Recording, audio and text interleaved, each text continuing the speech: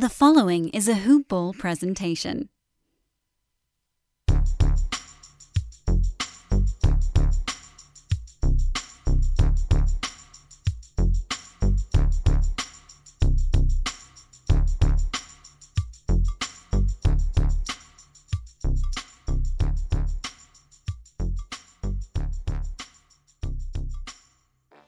Hello, and welcome to the Hoop Ball DFS Today podcast. I am your host, Mike Apotria. I am joined tonight by my good buddy, who I feel like I haven't spoke with in a long time, Mr. Andrew Hansen.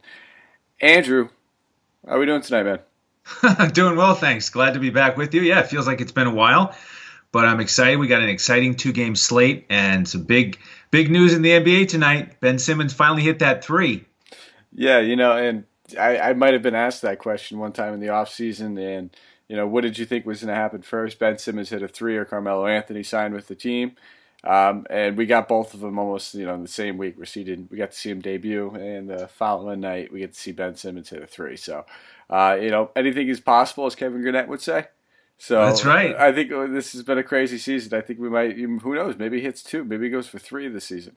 We'll find out. That would be excessive. But, yeah, you're right. Carmelo snuck in there, got in front of Ben Simmons hitting three. But I must say I'm a little bit concerned about Coach because we know he's down in Texas. We know he's been a little bit sick. And now, we talked about the earth melting when Ben Simmons hit a three, or at least Texas melting. So he might be in some deep waters down there with his sickness and now Ben Simmons hitting a three. Yeah, you know what? I didn't even think about that. There has to be some correlation between the two. Yes. Now I think about it. Highly correlated. It's the only thing that makes sense now that you think about it. All right, yeah, so now I got to check up on Coach. Maybe I get like a mission trip down. I'll take a road trip down to Texas from Connecticut. Yeah, bring some supplies. Yeah, just bring one of those masks so whatever he has doesn't come to me. But there you go. No, but best wishes to Coach over there. He is dealing with Yes. some sort of thing. This guy absolutely loves and breathes DFS and podcasting and fantasy basketball. So if he's taking a few days off, he's not feeling too hot. So, but the show must go on. And Andrew, I didn't even know that you were filling in today. So this was a welcome surprise for me. Oh, good. All right. This is a very welcome surprise. I like doing the shows. I feel like we started getting some chemistry going when would we do like two or three in a row last week or 2 weeks ago? 2 weeks ago. Yeah, I think we did. So all right, this is good. We're rolling it. But we have two games to talk about tonight, so that's why we're blabbering a little bit because we got some airtime that we can kill. But first, before we get into anything, we're gonna just give a nice shout out to our sponsor. Our lead sponsor. They've been with us since day one, and that's Hawaiian Isles Kona Coffee. You got two of their biggest fans right here recording this podcast. Andrew, I made him order it, try it, and living proof. I'm going to let him say it himself. Bold, exquisite flavors. It literally tastes like a coffee that would be from Hawaii. And I know that sounds cheesy when you hear it, but close your eyes. It has like almost that natural like earthy flavor to their coffee. One of my favorite coffees. I used to just put cream in everything. I would not put anything in their coffee. I drink it straight black. I absolutely love the flavor. Give them a check. Follow them on Twitter. You can go definitely, hit them up over there. You can go on Amazon. Just search Hawaiian Isles Coffee, or you can just definitely go onto the website. Visit HawaiianIsles.com. Easy, quick. You can get the K cups. You can get the bags. So many ways, and I would definitely say and recommend try it out. Straight black, baby. It's all you need. And all I can say is you'll understand when you try it. It's like fuel. It's like jet fuel for me in the morning. Absolutely. I'm telling. You said you did a medium roast, right? Or did you go dark roast? Well, I think it's called classic. Yeah, that's the medium. That's the medium. Yeah. So I've already got my second shipment in on that. We're cruising through it. You got to go the dark roast next time. Try the dark. That's my okay. shtick. My shtick. All right, man. All right, I'll give that a whirl. Well, we got two games to get through tonight, and there's a ton of injuries. There's a lot that we're going to get to. So, this is Portland versus Milwaukee. It is a 8 p.m. Eastern Standard Time game. This game's going to be taking place in Milwaukee. So I'm always a gentleman. I'm going to be a gentleman, especially to you, because we haven't spoken in so long. I'll let you pick what team you'd like to start talking about. Well, I'll start off with Portland because we can't bury the lead here. It is Carmelo. It's game number 2. He got his feet wet down in New Orleans. Did okay. I was sort of predicting maybe 12-5, and I think what he ended up with 10-4, something like that. And he played like 24 minutes.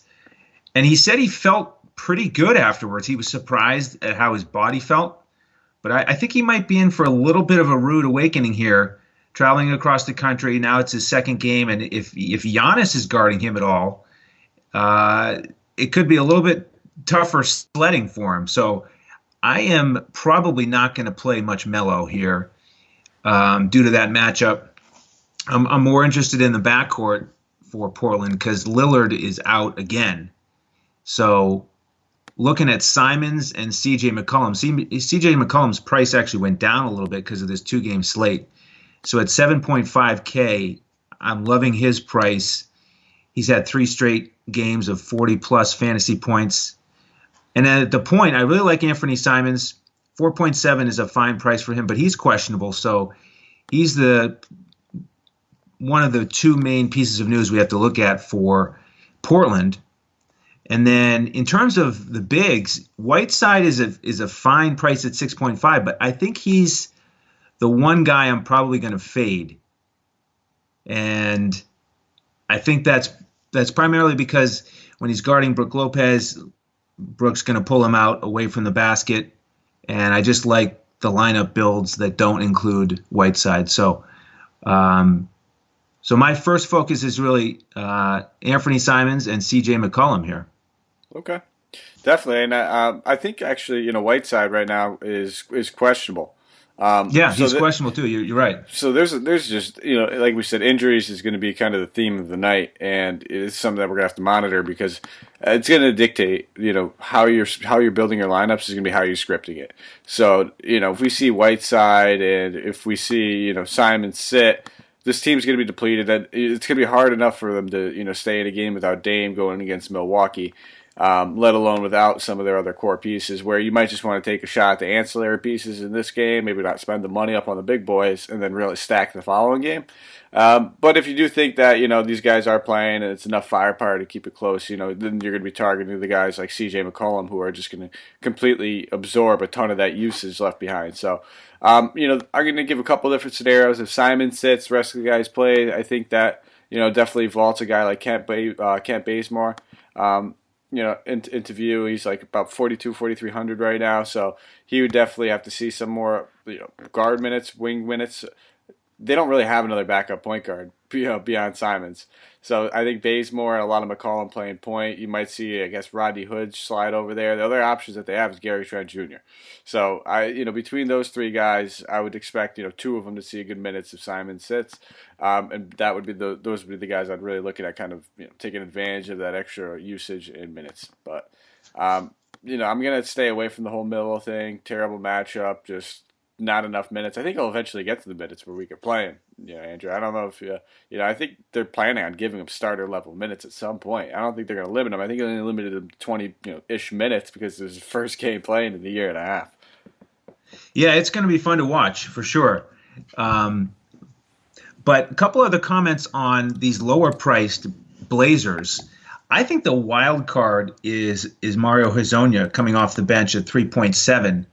We saw earlier in the season that game against Philly, he got 37 minutes, and he put up 11, 12, and 4. He 37.5 DK points, and he hasn't really been playing as much lately.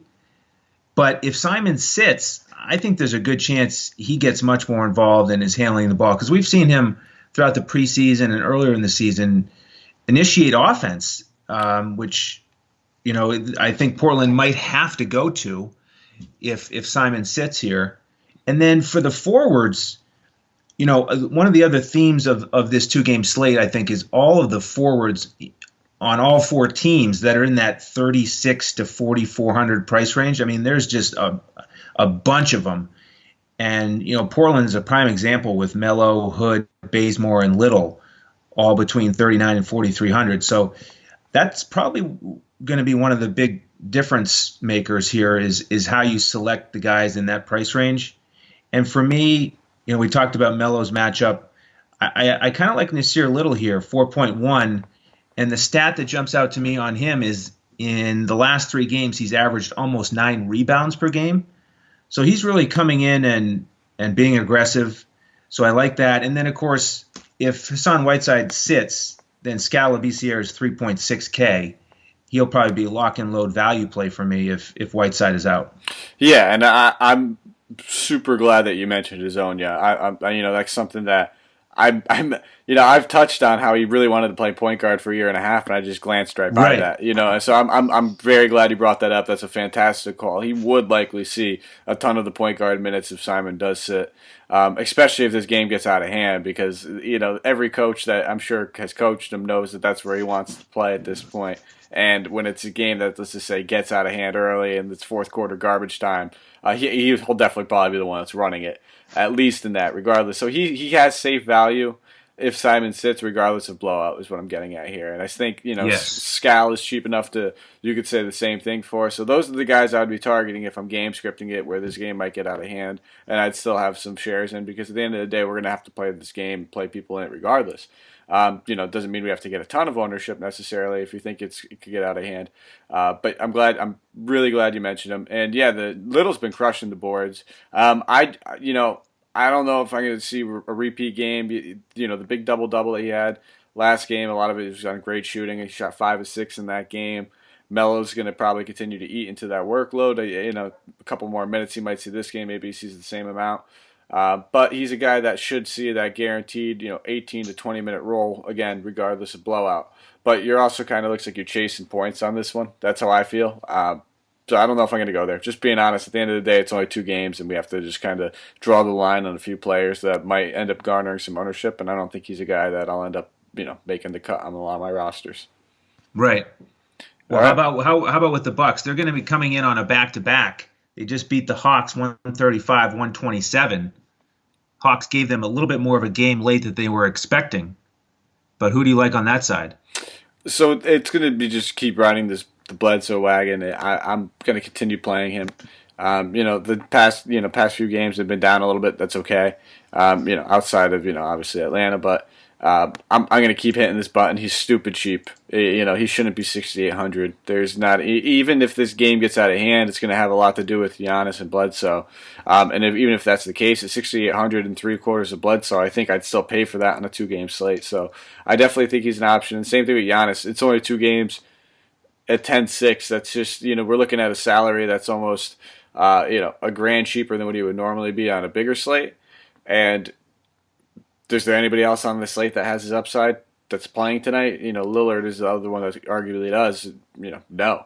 Nobody else on this slate can really do what he can do. So even Giannis, those 2 guys in 3/4 can easily be in a winning lineup on tonight's slate. So I'll still have shares of both of them, I think. Outside of that, I don't really want to mess around too much with the bench. Just a lot of depth on this team. They spread their wing minutes out. We haven't really seen anybody other than these 2 guys, being Giannis and Bledsoe, really capture some of that usage since Middleton's kind of been, riding the pine a little bit. But maybe if you want to take a shot at a value play and look at a guy like Wesley Matthews or Ilyasova, both those guys can kind of get it done on occasional random nights and be good GPP plays. But I don't think they're must-play kind of guys. I think that overall, with all the injuries that both these teams have been facing, that we'll have enough value to kind of get the guys that we want to get. Yeah, I agree. I don't think any of those bench guys or peripheral guys for Milwaukee are must-plays. I have some interest in Dante DiVincenzo, though, just because of his youth. I was looking at the back-to-backs earlier in the season, and he got good minutes in the second game of the back-to-back, and Matthews didn't get as many minutes. And along the same lines, Ilyasova actually didn't play tonight, and Robin Lopez had almost 20 minutes. But I'm wondering if maybe they're saving Ilyasova for the second night of the back-to-back. If he comes out and plays 15 to 20 minutes, I want to get a couple shares of him because I think he'll be very low owned, and he can light it up in 15 to 20 minutes with double-digit points, 6 or 7 rebounds. So I've got my eye on him and Dante. I'm not as interested in Bledsoe. I think they'll split minutes with him and Hill on the second night of the back-to-back here. I am more interested in Giannis just because he's so explosive. So even in 30 minutes, he can really shoot it out for us. So I like Giannis, and you're right. His price is lower than it normally is, which is very attractive. But I've been playing with the build here a little bit, and if you take Giannis out, you can get a couple stars in the second game. So I'll probably have maybe half my lineups with Giannis and half without. Yeah, and it's going to be coming down to lineup construction. So at the end of the day, if you're playing Giannis, you want that game to go 4 quarters, and if you're Right. expecting that to happen, then odds are you're probably stacking him with C.J. McCollum and most likely at least another Blazer, possibly even two. And by then, it's like how much money are you going to have left for those other guys like your Brandon Ingrams or your Rubios and Devin Bookers in the next game, which we'll get to. So. Yeah, it's really gonna be messing around with your build and kind of I'm gonna tell you now, it's gonna be tough trying to figure one out for the single entry contests. These 2 game slates, these very small slates, the single entries actually are a little tougher for me as opposed to giving me 5 or 6 games on a single entry. I don't know. How do you feel about that? Yeah, you're right. I agree. It is going to come down to game script, and if you piece together sort of the thoughts we've been sharing, if on the Portland side we get news that Simons is out or Whiteside is out or both of them, then we're really looking at a potential blowout. And so maybe we go with those value guys like Hazonia and Scal, and then we just load up on the second game. What's it like being Melo coming back after all this time off, and it's like, all right, here's Giannis in your oh gosh, your second game back. Have fun. Yeah, it's going to be a rude awakening, I think. All right, man. I think we hit that, and that was a nice touch on Compton. He has been playing elevated minutes over the past few games and playing well with them. So a lot of the times when you're targeting these guys who rely on their shooting stroke, when you see that they're hot, you can generally ride them for a few days or a few games. So I really don't mind that call. I just hope to catch that lightning in the bottle. And looking at a slate like this, he's cheap enough and has enough upside that you can consider him in cash and GPPs. Good call, man. Good call. You're crushing it tonight. I like it. All right, well, we're halfway home. That's it, halfway. Let's keep it rolling. Let's go. New Orleans versus the Phoenix Suns. Let's do this. This game's taking place in Phoenix. This is going to be a game that is going to be pretty up and down. I'm expecting, pretty fast pace. I'm gonna enjoy this one. This is probably the game that I think more people are going to be gravitating towards, just because of Milwaukee's defense and that kind of being a little depressed and everything else with Dame being out. So there's going to be a lot of ownership in this game, and targeting the guys and monitoring the news is going to be essential. So, do you want to lead us off, Mr. Hansen? Yeah, I'll start with Phoenix. I watched a fair amount of their game against Sacramento, and it was fun because they were down pretty big, but they made a nice push, made it close late, and to me, Booker really he sort of felt like Booker again, where he got 30 real points, he got over 50 fantasy points, and that's due in large part to Rubio just playing part of the game and going out again with injury. And last news I saw as we talk here on Wednesday night is that Rubio is doubtful. Other big news, of course, is that Baines is out. So with Rubio doubtful, I really like Booker again. In this fast-paced game, like you mentioned, both teams top 10 in pace, top 10 in offensive efficiency. This should be a shootout. So I really like how Booker is looking. And then Oubre also finally, he's back in that groove a little bit. He sort of disappeared for a few games, but he's only 6.7K. And he's one of those guys, as I'm looking at these builds, where if I take Giannis out, then Oubre is a lock. So I like Booker, I like Oubre, and then Frank the Tank, if he's going to start again at 4.6, he's probably my favorite big on the Phoenix side.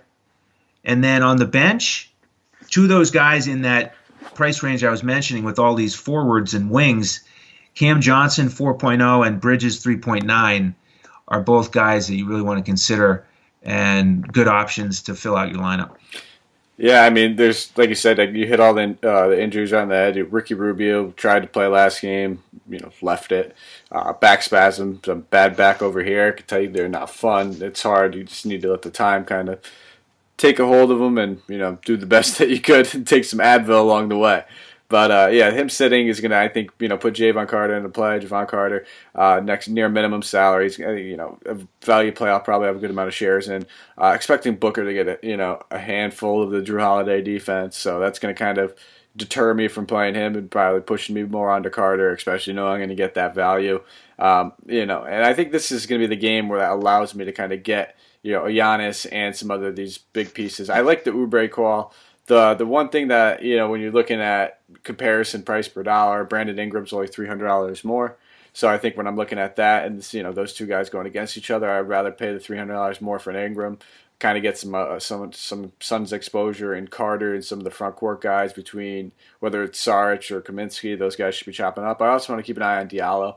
A little bit of narrative, I guess, revenge game. Played on New Orleans before he left, and now he's going to actually have to play some minutes. He is their main actual center. The other guys are the stretch fours, stretch fives. Both those guys are going to basically be splitting some time, probably alongside of Diallo as well. I wouldn't be shocked, if we see a good 20 minutes out of him in this kind of matchup.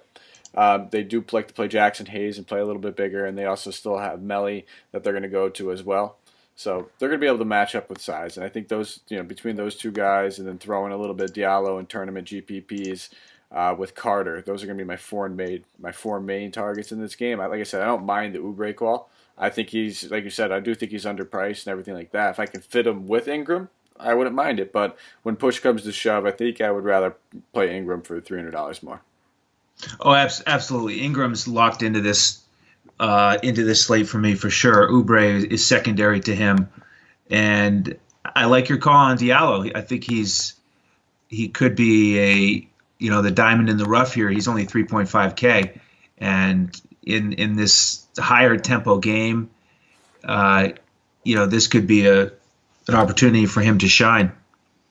Yeah, and that's when we're talking about a 3.5K guy on this, and Carter's 3.3, you don't need much from him on 2-game slate when you're getting value from him. At the end of the day, you're hoping that they 5x. It would be great if they do a 6, 7, 8, 9x, break the slate for you and win you some money.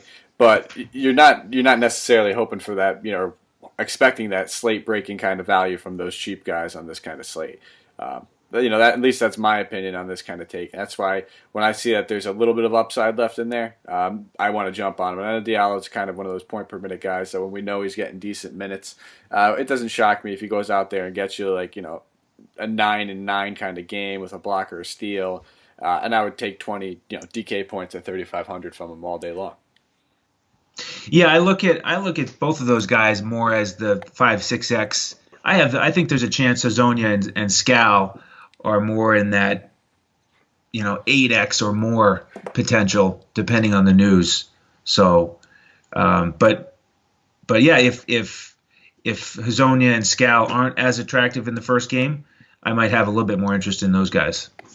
Oh yeah, definitely 100%. Hazonia, massive upside. He's the GPP guy. Half the Blazers' wings are when you talk about Bazemore and Hazonia and Rodney Hood. All these guys are either 40 DraftKings points or 17. There's generally not that much of an in between for any of them. So cool. So I hop over on the other side of the ball. Talk about New Orleans. I mean, we brought up Ingram. It sounds like we're both gonna have tons of shares of him. I think it's going to be the consensus going across the board for everybody in the industry, and there's no fault to anybody. He's underpriced. It's a great matchup, and first game back after his bout with knee soreness, shot attempts were there, and hit value. So I'm going to go right back to the well. I have no problem with that. I'm going to have a lot of interest on this side of the ball, but we'll start with you, Andrew. Who are you really looking at other than Ingram? Other than Ingram, I think a lot of it's going to depend on the news. So let me start with the bigs. Okafor is questionable. So if he's out, then I'm going to have a lot of Jackson Hayes again. Price has moved up a little bit to 5.1, so he's a little bit more like a cash play. But if Okafor plays, then at 3.8, you've got that nice price savings. Also from Melly. Melly's 4.5. So I have interest in all three of these bigs, depending on if Okafor plays. I'm kind of hoping Okafor plays because I'd rather pay 3.8 for one of these bigs and have some money to spend elsewhere. The other big news is that, again, Wednesday night here, the news on Lonzo is that he's questionable. So If he plays, then I'm going to have less interest in Drew Holiday. If Ball is out, I'm going to have more interest in Drew Holiday. But, his price bumped to 8.2, just enough to have me shy away compared to Ingram, who I think is basically guaranteed to get you that 6x return at 7,000. Yeah, I'm on the same boat as you on that one. I don't mind it. I like the matchup. When I'm targeting Drew, I target him at this price when he's playing point guard, when I know he's gonna have that little bit of extra usage. If we see Lonzo play, a lot of a lot of his energy is gonna be spent on defense, chasing Booker around as it is. So, put that into account with that he's not playing point guard at that price. I think we can spend our money elsewhere, like you said, on Ingram for 1,200 less. Hayes, great call. I'm going to continue to ride that if we get the news that Okafor sits. I'm kind of with you. I want him to play, but I'd rather him, I'm looking at it from the angle where I want them to have as many bigs available as they could. That way it'll secure some check Diallo minutes for me on the other side.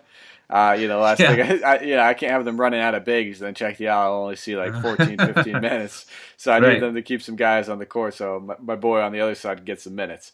But otherwise, I'm looking at, Kenrich Williams again. I think he's secured a role in this team. He looks good. He played well down the stretch when they gave him minutes last season, and he's pretty reliable. I mean, we're looking at his box scores. Yes, the points aren't always there, but he's kind of like a poor man's PJ Tucker. The random rebounding, big rebounding games are there. He can get it done randomly in the defensive categories, chips around here and there, and a couple assists, hits a couple 3-pointers. And occasionally, I know the scoring's been down. He can get there. He can, there's only one game this season for him in double-digit scoring with 15 points. But we've seen down the stretch last season he was able to get up there and scoring into like the teens here and there. So I do think there's some upside in this matchup at 5,300. I'll definitely have some interest, and I like that he's small forward eligible on DraftKings. It's a pain position I hate filling sometimes, and it's nice when you actually have some confidence going in with one of those guys. So between Ingram, Kenrich, Jackson, if we hear that Okafor sits, those would be my three primary plays, and then obviously Melly. You could play clearly. We could play Melly and Hayes in the same lineup. Those two are just Yes. both producing. I wouldn't shy away from that. I wouldn't think like you only had to play one. The way that Hayes is playing defense, the blocks seem like they're going to be a thing. If even if you ever in season long, if you need streaming and we see Hayes is playing 15 minutes, he's going to get a block.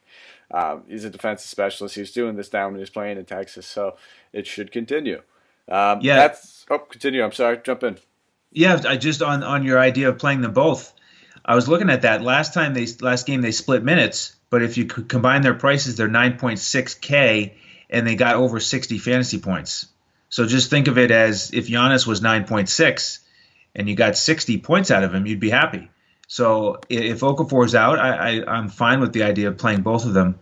And then one other thing I wanted to mention on New Orleans is it's funny for me. One of the guys that always falls through the cracks, even in these 2-game slates, is JJ Redick. And we didn't even mention him, but he's been shooting really well, getting around 30 fantasy points. Is he the same for you, where you just either subconsciously you forget about him, or is it intentional where you're not as interested in him because he doesn't usually have as much upside? It's a little bit of both, to be honest. I mean, I think a lot of people think what I think sometimes. When you think JJ Redick, you think a very scoring reliant guy, and he is, but he does chip in a couple of rebounds and a couple of assists there every single game. The defensive stats are generally aren't there, and he gets the extra little bonus points for hitting a ton of 3-pointers. But he has Right. been producing. His price tag, hasn't really gone up too much. Went up $100 since the last game. Only thing I would say with him is that if Lonzo Ball plays, depending on Lonzo's workload, that's going to cut into JJ's workload. We'd probably see him shift back to the bench and play that sixth man kind of role, just because we'd see Drew slide over to the 2, and I expect that they'd rather play Kenrich at the 4, maybe Ingram at the 3, rather than Ingram at the 4, Redick at the 3. So that's kind of that's my view. Maybe I'm wrong. We'll kind of have to wait to see what the starting lineup, and it's all going to be determined, I think, if Lonzo even plays. So if he sits, JJ's definitely right back into play at that price tag, and I really do like that price tag. Yeah, I agree with you. If Ball starts, then I'm actually really only interested in Williams or Redick if they start. So yeah, it's going to be news dependent for me as well. All right. Well, that's it, man. I mean, I don't know if you have anything else. It's only a 2-game slate, so I can touch on them quick. Not really interested in the bench guards over on the Pels. I don't know about you. Everybody's kind of starting to come back. We're starting to see a couple guys healthy. So between Etuan Moore, Nickeil Alexander-Walker, Frank Jackson, I'll probably take a pass on most of those guys. And if I were to play one of them, it would most likely just be Frank Jackson, and I would want to see Lonzo sitting. So that's kind of my view. I don't know if you have any interest in those cheaper guys at the bottom over there. No, I'm with you. Their prices have moved up around 4,000. So on this particular slate, I'm not as interested in them. All right, we did it. We got through that massive 2-game slate. We broke down. So it's nice when you get a little day like this. We were talking about it before we got on air. We're like, all right, cool. We get like a nice little break. It's only been what, like less than a month into the season. We're crushing it. We're wearing ourselves out, and that's why we're bringing on these other guys, and they've been awesome. Big shout out to Andy and Miles. They're doing a great job. They're crushing it in the forums, and I love having them over on the pod side as well. Have you been? You've been able to do shows with them? Yeah, I did one with Andy. So yeah, definitely excited that they're in the mix. And this is a fun little 2-game slate. Both games on TNT. A lot of stars, and play around with your lineups. Look at the Giannis build, and then take him out and play around with it a little bit. I think there's a lot to be said for both of those builds, but it's going to be fun. Yeah, most definitely. And, before we take off, big shout out again to guys over at Hawaiian Isles Kona Coffee. Please check them out. Try their coffee. If I'm wrong, just cuss me out on Twitter, and I'll be okay with it. No reports, no blocks. I'll take it like a man because I really do back their stuff, and I think it would be a little fun as well. So follow us on Twitter if you guys get a chance. We'd love to field your questions whenever we could. We try to be near our computers and phones as often as possible, but if we can't, there's 5 of us, so shoot it at all 5 of us. Somebody will get to it. You can find me at Mike Apotria, MikeApotria. You can find Mr. Andrew Handsome, Handsome Andrew Hansen. I tried to say coach's line, and I botched it, at Language Olympic. I think everybody knows how to spell it, but I'll spell it again for you because I think been getting the practice down. We've talked about it. For some reason, I struggle with it. LANGUAGEOLYMPIC. And then you can definitely find Coach at Joe Sarvadi. That's JoeSarvadi. You can find Andrew, the other Andrew, Andy, at Drew J. Gallagher. DREWJGALLAGHER. And last but not least, you could find Miles at Miles6565. Just how it sounds. So that's our team. I appreciate it, guys. Give us a thumbs up, rate, review. If you guys get the chance, it would be fantastic. We really do appreciate it. And I think we're good to go. Andrew, you wanna take us out? Yes, sir. Well said, my friend. There's a nice little rhythm to those Twitter handles. So bravo and good luck to everyone on this slate. Absolutely. Good luck, guys.